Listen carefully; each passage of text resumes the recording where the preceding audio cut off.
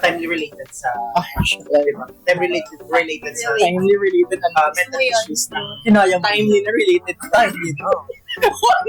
Ay, makatawa. So, timely related. Your Honor, hindi ko po alam. Shiminet?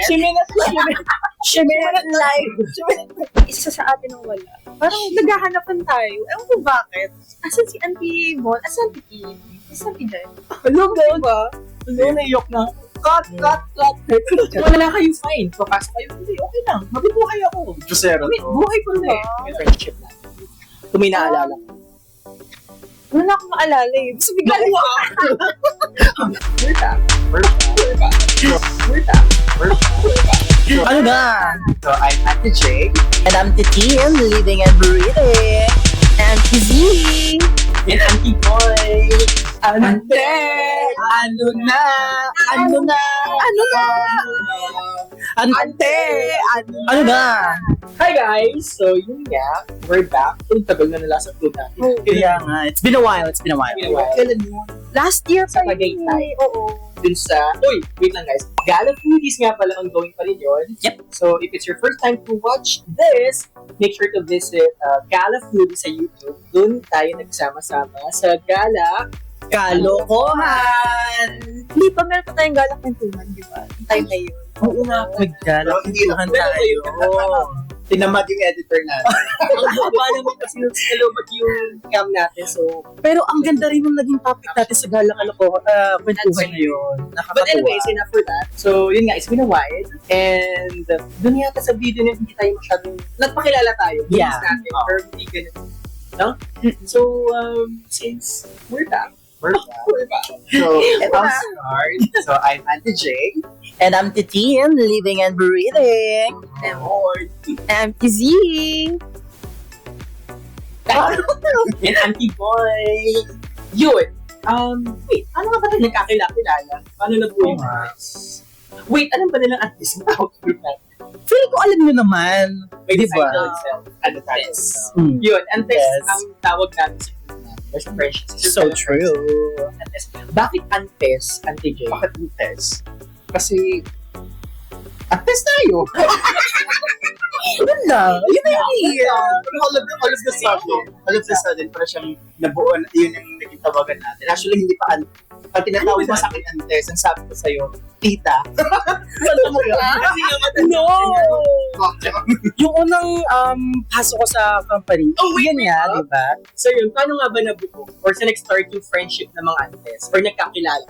Okay. So, ayun nga. So, na-mention na sa previous vlog na we're workmates. Actually, hindi man workmates eh. Mga, ready! so, ayun nga. So, started with Tentibon. Siya yung nasa company.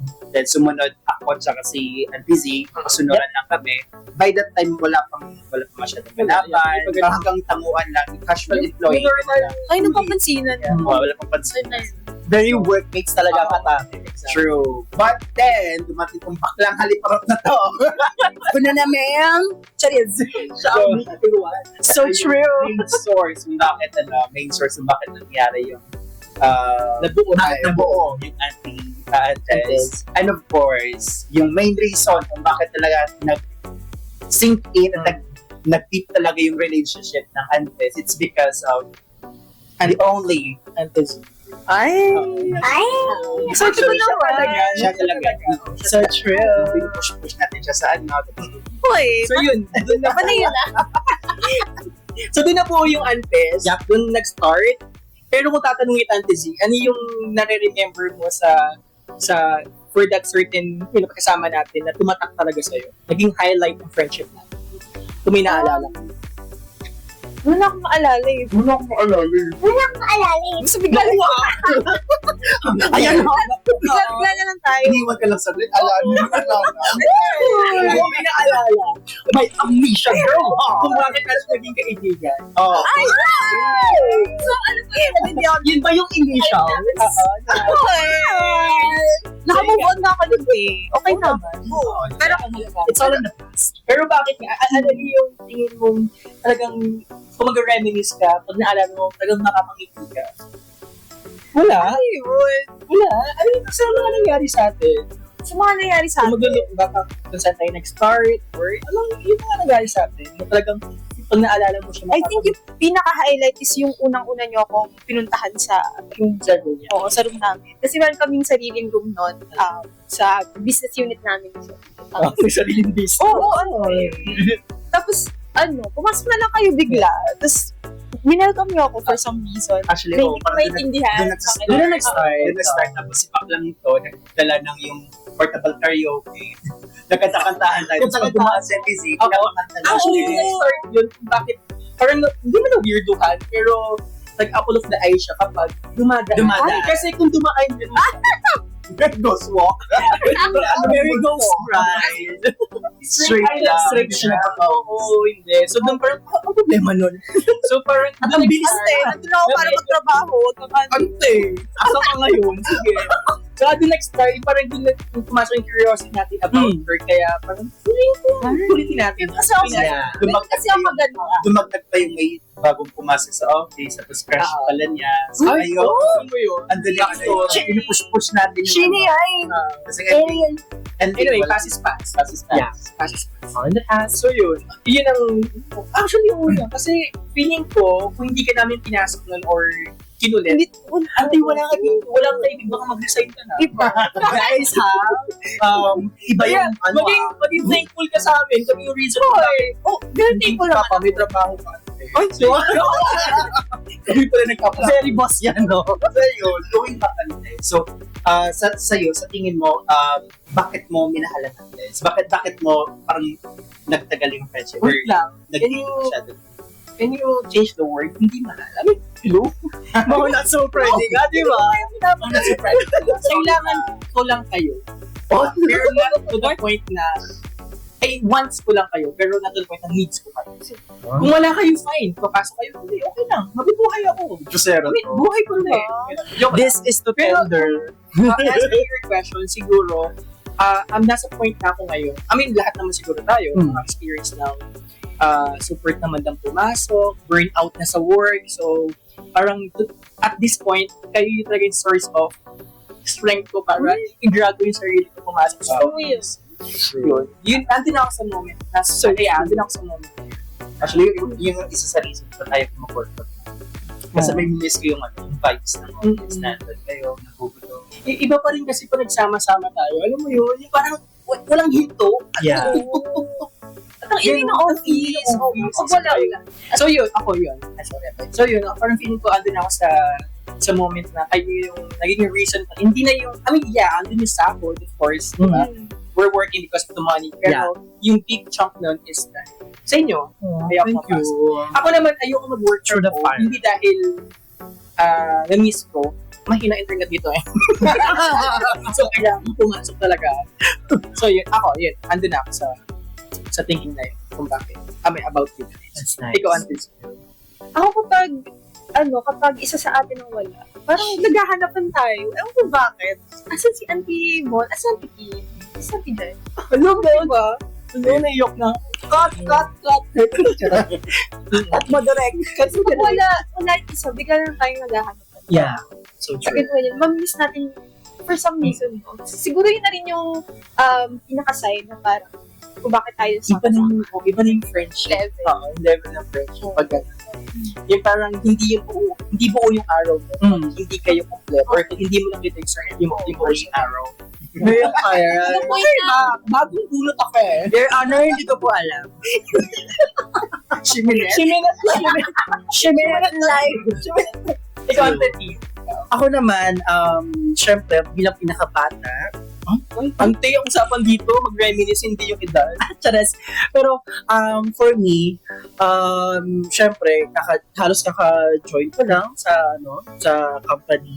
Ang pinaka, sa akin is yung, ano ba? Hindi ko maisip. Wala ko rin maisip. Hindi, pero yung, kahit gaano kakulit or kahit gaano kami magbaradagulan sa office, kahit gaano man na parang, siguro mapuputol na yung busy nung isa kasi busy siya, tapos ikaw naman, hindi, mangungulit ka. Lalo na ako. Ako yan. Diba? Saka kung kailan ka naman, kung kailan laser focus ka sa trabaho mo, saka pa siya diba? Pero hindi, yun ang pinakaano ko. Busy ka man, yayakapin pa rin kita. Pupuntahan kita. Kasi, Makakatapuan at yan. Yes. yayakap Babalik pa rin sa Yeah. for yung friendship na. yun yung pinakamagandang part sa akin. Yung for me, pinakamagandang part sa akin. Kasi, kahit na mag-asaron man ng malala, hindi natin siya masyadong binibigil. Tinatawanan lang natin and we move on. Kasi nga, kilala na natin Ang isa't isa. Yes. Ganun Yun kalalim. yung importante. Kasi yun nga, siguro kung hindi tayo ganun ka deep in connection, Yeah. kapag mayroong ganun, kasi yung pikot na natin, as in to the extent talaga na yung ibang tao yun, baka mapikot. Red flag na sa kanila. Feeling ko red flag na sa kanila. Lalo na ikaw, wala ka sa lugar kung mag-ano. Tsaka yung mga moments na we're talking about serious stuff, tapos yung isang tao dito, sabi sa akin, actually yung pinag-uusapan natin, yung execution ng podcast natin, parang we're talking about Mike, din sagot niya, Mike ng plancha. Sige nga, sino ba yung kaasab doon? Nasa peak ka ng serious talk eh. Pero, anyways, but nga, yung kagandahan sa friendship natin. Yung kasi, di ba, busy ka, tapos may sinasabi siya. So, parang mag-a-ask ka, ano ulit yun ng text? Taba ka ng te? Taba ng pasuring niya. Taba ka ng te? Pero, to be honest, kapag wala yung person na gano'n, is attitude niya, hinahanap natin yung ganung pangasar sa atin, pangulit. That's true. So yun, sabi natin, Kasi naman, punong-puno po ng energy. Kapag may kulang, for sure, hanapin natin. So, yun. So, sa akin naman ang teasing, doon ako sa, andun yung concern natin.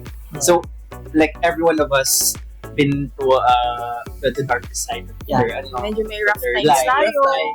for the life crisis. Andun kayo, although, andun yung pangasan, Yung support. pambibiro pa rin, pero andun yung, at the end of time, parang sinusupport pa rin yung kasaya. At good part din sa friendship natin is hindi tayo yung someone na kapag may problem is parang yung parang sasang-ayon ka lang. Correct. Yeah! Di ba yun ang isang red flag or maybe reason para umalis ka sa circle of friends. Tinotolerate. Yun, kasi toleration, yeah. Hindi tinotolerate. So, parang, yung parang may sinasabi kang tapos gusto mong panigan niyo ako kasi ito yung ko, ito yung emotions kasi yun ang gusto mo marinig. Tsaka kayo nag-check kayo na good side pa kayo, bad side pa. Kasi parang papanig lang sa'yo kasi kaibigan kita. Kaya kahit mali yung ginagawa ko, go lang ako. No. Saka, yung kapag, if we're giving a comment, parang no need to filter na. Yeah. Kasi alam natin, ito yung mga Correct yun. sa friends na. Yun din yung keyword, yung filter. Wala tayong filter eh. Wala. Oo. Parang kung meron man tayong nagawang mali, sasabihin talaga natin. Yeah. Isa. Ante, bakit kasi ganito? Okay naman. Bakit kasi ganyan? Hello, cite ako na example. Kasi yung may nangyari sa atin, may nangyari kay Tizzy na parang kinakasap niya. Tapos parang siyang hindi na mapakali. Kasi sobrang asar siya. So sabi naman niya to Tim doon, worth it pa siya. Worth it pa Oo. naman. Actually, yun yung lagi natin, parang yung end, natin is kung worth it ba? Kasi Yung kina-stress ako. worth it ba? Kasi kung hindi, move on. Kung worth it ba siya ng pagod at ng isipin? O hindi naman. Sabi nga, naman life is too short, so make sure na, i-maximize natin yung buhay Happy lang. at mag-focus dun sa positive side, sa Exactly. brighter side. Yun, so, yeah, ganun na po yung ante, yeah. Hindi pa namin masyadong nakakwento lahat, pero Ay, naku. to tell you honestly, Hindi ulit. isang episode, Yung isang para episode, mag-explain yung mga experience. not enough. And that's something that you will be looking forward. Tama ba yun? Yes. So if you'd like to know more about us, again, subscribe to our channel. Or if you want to hear this kind of conversation ng or friendship, yung daanan ng friendship, pwede natin papagod. Before going there, bakit ba ganito setup? Ba't ganito yung setup? Ay, naku, Way different from the last vlog. Yeah. very different. The setup is very Paano funny. mabate? Bakit ganito yung setup natin? Yeah. Yeah, so, may idea naman ako, kaso antayin nyo na lang sa susunod. So yun nga, iba yung setup, yes. Kasi nga, papasukin na natin ang mundo ng Viva Max. Subscribe! So ayun, so papasukin natin ang mundo ng podcast. Yun, finally guys, yung planning stage nito, super haba. And finally guys, nandito na tayo. And we're doing our episode 1. Yay! Here we are! Pasukin natin ang mundo ng podcast. Pero bakit tayo nag-decide na pasukin ang podcast? Kasi, talino kami. Brain time namin. Marami kami may share. Marami kang alam. Pero why nga? Yes, you're so Ayun nga, so sa generation ko, of course sa age ko na to, of course may Actually, maganda yun. Yan, generation ko. okay. Okay. Gen Alpha. Ito, ula ko, boomer. Gen Alpha daw. Kasi oh, excuse me. Gen Alpha kante. Alpha, like Yung wolf. Breed pala ng So millennial baby ako. So ayun nga, so speaking of since millennial baby ako. Millennial, Bisaya. So Spell. so since millennial baby ako. So I think with the years of existence. Well, siguro may very Miss Universe. diba? So, for sure may, although it doesn't make sense to end someone, but for sure may someone na makaka-relate din sa information na may bibigyan natin, mga tidbits, mga pieces of information na pwede natin share. Yeah. Ikaw, Ako naman, Gen Z, baby, Gen Z. So, 2000 baby, ganyan. Like, speaking of, Huh? 24. Medyo bata pa the din. youngest. True. fact check. Asan yung ID ko? PSA. So, Gen Z ka. Yan, Gen Z baby. So, tingin mo as a Gen Z, ano yung share mo? Since podcast to, we're gonna be talking serious stuff, pagkataanan. So, tingin mo ano yung share ng isang Gen Z? Well, to tell you honestly, syempre ako ang pinakabata. Charas. Anyway, since ako ang pinakabata, for sure naman, hindi ba sa for sure, talagang super konti lang ng experiences ko, tsaka yung mga napagdaanan ko na, unlike sa mga antas natin today. Siguro ang maano ko lang is, makapag-share ako dun sa mga ka-age ko, mga ka-age ko na may bigyan ko sila kung ano man yung solusyon or yung nagiging cope up ko sa mga problems na kinakaharap ko. That's so true. Yeah, sa age ko, ganyan. So, true. Kasi even if at that age, for sure naman, alam mo yun, kanang napagdaanan na to the point na super struggle ka or challenge for you to look for a better way to solve it. Super dami at to tell you honestly, hirap din ako silang solusyon. Hirap ako solusyonan yung mga problems na yun kasi parang ang bata ko pa at ngayon ko na na-experience. Actually naman, even if you're in a different generation, parang ganun din naman magiging atake sa atin. Parang at first, super hirap Super talaga. hirap talaga. Diba? Yeah. Kaya nga parang feeling ko, it's better na we do this para, alam mo yun, batuhan tayo ng mga share experiences, baka makatulong. Pero Maybe, no one is an expert na diba sa internet. Exactly. Yeah. Oo. So, parang ang gusto natin ipaparating dito is like, paano ang views and opinions Oo. as per generation. Per generation, sa age ko, gano'n. Kasi, yun nga, sorry. Kasi nga, di ba, yung parang per generation, merong or parang specific actions yun or attitude when it comes to this kind of certain problem. Yung atake, kumbaga, kung paano niya i-solve yun. So, yun. Mali mo as millennial, makakuha ka ng learning Yes. sa Gen Z. At bilang Gen Z, makakabigyan din naman ako ni That's for try sure.